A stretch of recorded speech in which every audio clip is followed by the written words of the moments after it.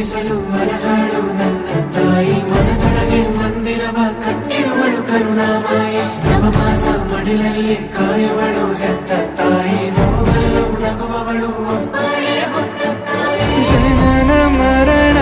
ಜಗದ ಸಂತೆ ಅದಕ್ಕೂ ಮೀರಿನಿ ಬೆಳೆದು ನಿಂತೆ ಕರುಣೆ ಸಹನೆಯ ಮೂರ್ತಿಯಂತೆ ದೇವರಿಗೂ ನೀ ಸ್ಫೂರ್ತಿಯಂತೆ ಅದೃಷ್ಟವು ನನ್ನ ಪಾಲಿಗೆ ನಿನ್ನ ಕಂದನು ನಾನಾಗಿ ಹೇ